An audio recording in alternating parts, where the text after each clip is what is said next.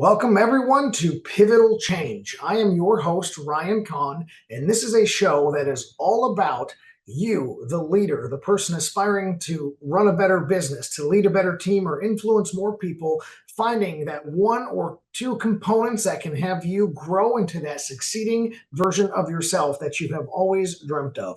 I want you to accomplish your vision. So if you'll stick with me, through this episode, we have a couple of great guests coming on board in our long-term journey together. I hope that you take notes and write things down. I really want this to be more of a conversation with us in our living room on how you can be a better version of yourself. The first topic that I'm going to be diving into today comes from the CS Business Consulting Manual, the Mastering the 5 Positions of Leadership.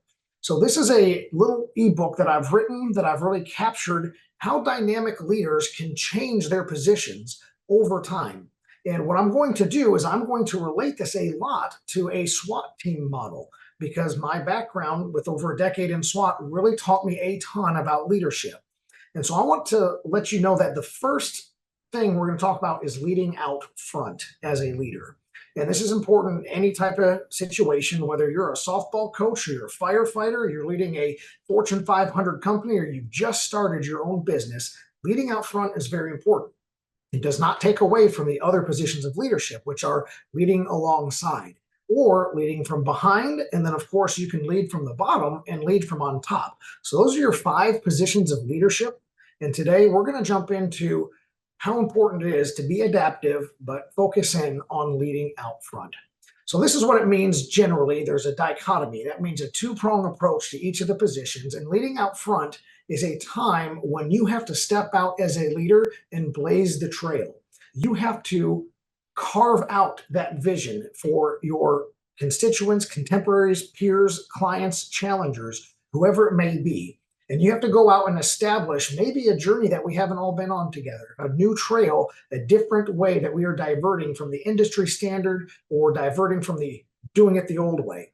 And it's very important to understand that when you're blazing a new trail, you're often having to put yourself in a risky situation. You're going to have to possibly take the blame for something, take the blame for the decisions, take the blame for the actions that took everyone to move forward, and then ultimately help keep going over those obstacles so that everyone can follow a smoother path behind you. Think of the image in the jungle where you're hacking through the jungle with a machete. Well, the person up front is sweating and grunting and chopping away, and the people at the back of the trail get to walk down what has been paved or blazed for them with a much easier journey. You as the leader, when leading out front, are going to take on those hacking moments in time so that the people behind you can have an easier, smoother journey.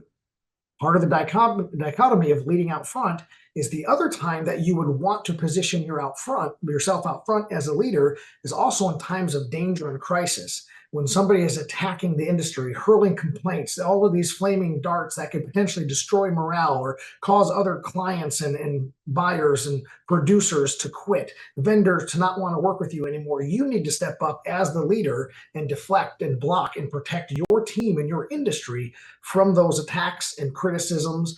And that is demonstrated very well on a SWAT team. These members here in some of this footage that you're seeing of my old training days on the SWAT team are carrying shields. That member on the SWAT team who has that ballistic shield, it is his job to literally stand in the way of the gunfire, to protect his team so that his team can look and work and communicate and maneuver as safely as possible when he may be sitting there taking gunfire so that everyone else behind him can stand strong and move freely.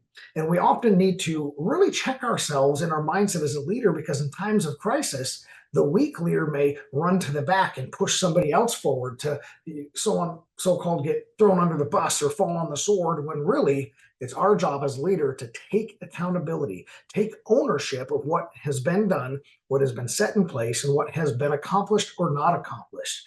And it's very important to protect your personnel, to protect your resources. You have to absorb those rounds, and it may cost you the metaphorical black eye to do something like this. But in order to truly build trust on your teams, to allow people to look at you and see what it is to sacrifice and persevere and move forward, you have to adapt this position of leading out front. So any high-risk situation or any of the decision-making things that can alter your journey, Those are the times where you take that situational leadership, you adapt to the scenario at hand, and you put yourself out front. If you have a highly credentialed, highly initiative, very trusted person, you can send them out front to blaze a trail.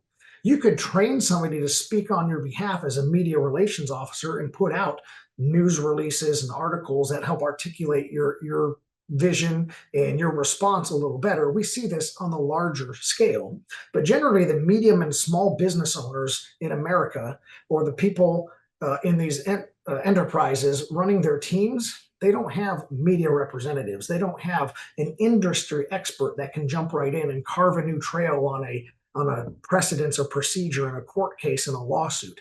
It comes down to the leader himself to step forward.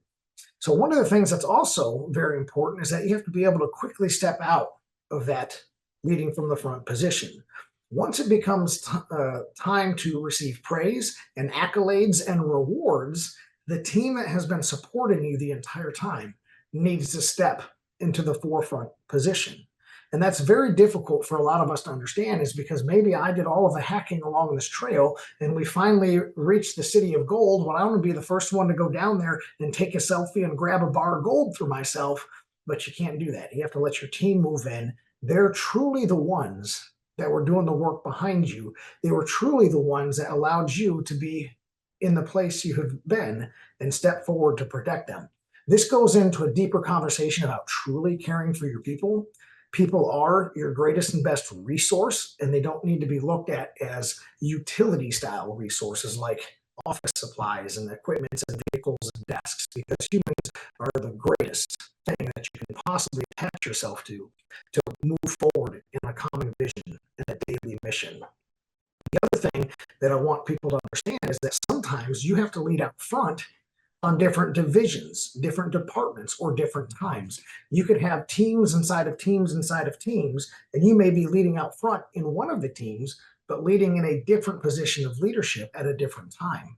You could be leading from the bottom in one area and leading from the top in another area, and people are looking at you, and you have to be a highly adaptive leader. So what I want you to do as a leader who's prepared to lead out front is I want you to look at this. How do I recognize when we're in crisis? What is an actual trigger point? And you should write this down. You should examine your workflow, your client base, your methodology, and your staff members and your peers and employees and say, what triggers a critical event? Flesh that out on paper, literally write it down and say, this is when I need to step in. This is when I need to identify that this is a forward-facing position of leadership, and I need to get in front of things, and I need to protect the person behind me. Now, I also want to caveat very clearly that if one of your people has truly done something truly unethical, truly wrong, criminal, malicious in behavior, you don't step out front and you don't take the fiery arrow for them, because people must be held accountable for their actions.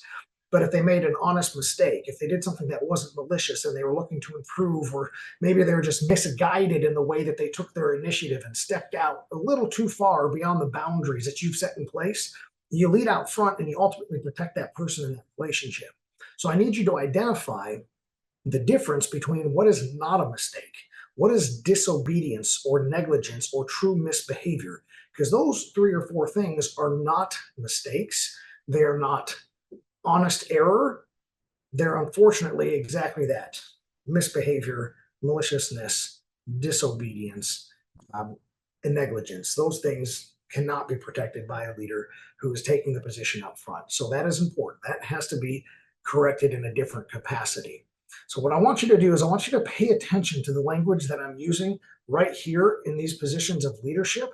And I want you to try to identify some of the examples that we're going to talk about today when it goes to cross-cultural examples, when it goes to getting people from different backgrounds to come together and rally around a certain point, when there's going to be points of friction in any of these processes that you hear. And tell me, is this a time when the guest on the show is leading out front? And even though we haven't gone in depth on this show yet about leading alongside or leading from behind or from the bottom or from the top, try to identify just today for the rest of this episode, if you can say, ooh, I could be a person who leads out front right here. I could pave a new path, carve a new trail, take initiative on a new project that might revolutionize our industry or company. Or, hey, this is a time where, yeah, I realized that something really bad was happening. There was bad communication, bad friction, something needed to be done. Well, I'm the person to step in front. I'm the leader, and I'm going to put my shield up and I'm going to move the team forward so we can all be successful. Because if you look at some of the footage that was playing today, there's multiple people doing multiple roles. They're pointing their tools and weapons in multiple directions everywhere. They're geared out in different ways, and they're all executing a common mission with different roles. But that leader has to step out front and be ready to do exactly what is necessary to protect the team and ensure the success of the mission. So I want you to keep staying tuned with us for the rest of the episode today. You're going to hear from a couple of great speakers and highlight those moments, check it along the way, and let's see how you can start to develop your ability to recognize and move into a position of leading out front as a leader. Stay tuned. We'll be right back with you after this commercial break with a very good friend of mine on Pivotal Change.